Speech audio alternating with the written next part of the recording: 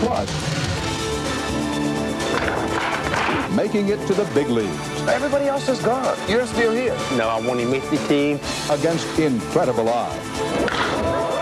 You are there. I talked to him on the phone. He said, Dad, I feel it. I'm there now. To follow one man's dream. Hey, let's go! I'm Dan Rather, and this is 48 Hours.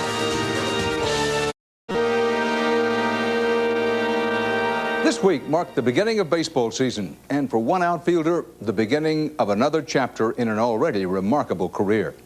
There hasn't been a player like him in nearly 50 years.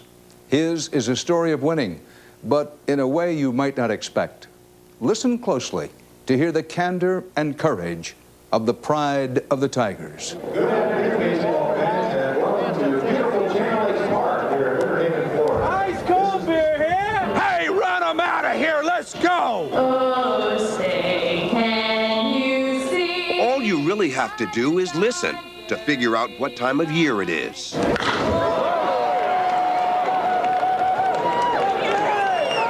But just imagine if this is all you could hear.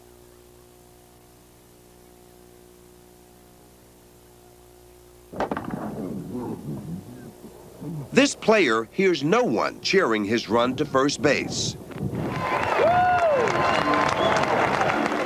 Curtis Pride was born deaf, but he does read lips, and he's learned to speak. How much can you hear? Would you say you can hear 5% or 10%? But I can hear 5%. But without my hearing, I hear nothing. But with this hearing, it's all the amplified sound. For this 27-year-old outfielder, it has been a silent quest to excel on the baseball field. You've got a dream in life. What's your dream? My dream would be a professional baseball player. Major League Baseball player. Exactly. Do you think your dream will come true? Yes. 1 week from this day, Curtis finds out if that dream comes true, if he'll get to play for the Detroit Tigers. Here at spring training, the Tigers now have 35 players on the team, but they have to cut 10 by opening day. Tigers manager Buddy Bell will decide if Curtis survives the cut. What do you think his chances are? We got a great chance. We're not ready to make a decision yet, but the way he's been playing and what he's shown us up to this point, he's got an excellent chance. But this may be his last chance. He's spent 10 years working his way through the minor leagues, and he doesn't want to go back.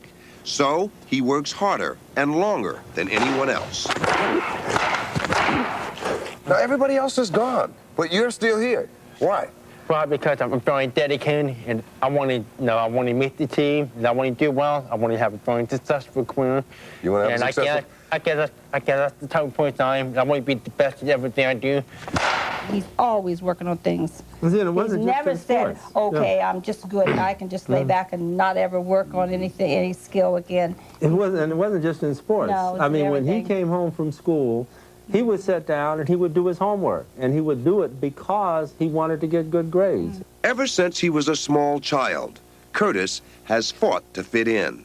The day that Curtis came to you and said he wanted to go to the public school with his sister, with everybody else, was that the turning point in Curtis's life? It was a major turning point in Curtis's life, we think, yes. But the idea was discouraged by his school for the deaf. Basically, they're telling you that you would fail. Right, exactly. I've been making the biggest mistake of my entire life. And so, it kind of gave me a challenge. I mean... If you had not accepted that challenge to go into a regular school... I wouldn't be here. That's what I'm driving at. You would not be here today? I don't think so. It probably be... My life probably taking a different direction. But you wouldn't be playing professional baseball? No, I don't think so. No doubt in your mind? No doubt in my mind. Batting seventh for left fielder, number 74, Curtis Pride. Curtis is playing well, with a batting average over 300. But the team has had to make some adjustments for his deafness. Nobody out. Nobody out. Now break it up. When Curtis was coming on first base, you literally turned him around.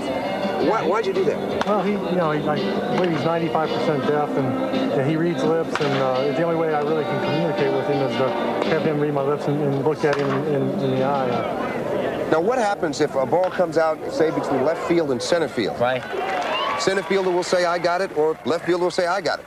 So how do you work that out? Well, we have a very simple rule. At a time, there's a fly ball. If I call for it, they have to give it to me. Okay. No matter what. There's no, you got it, I got it, you got it. Okay, if you call for the ball, you got it. It's yours. Right. I talked to him on the phone the other day. He said, Dad, this is the best spring training I've had in my entire career. I feel it. I'm there now. You're not going to let your being deaf keep you from being successful. Right. I'm not going to use my death as an excuse for not being successful. That's not an excuse, and if you don't make it, it's not going to be because of your Exactly. deafness.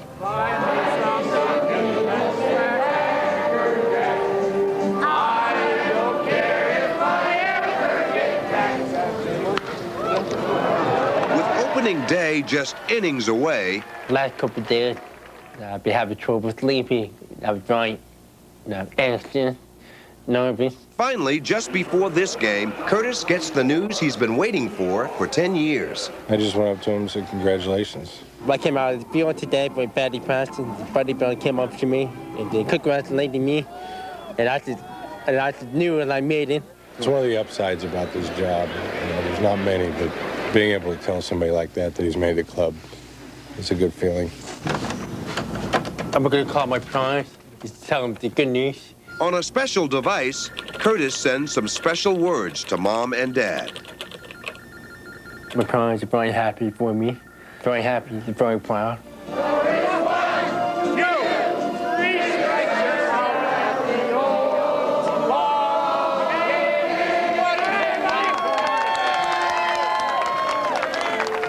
This week, Curtis Pride has already played for Detroit. Next week, he hopes to play in Detroit at his first scheduled hometown game. And if you're wondering, according to the Baseball Hall of Fame, the last deaf player to start in the major leagues was Matt Dan Lynch.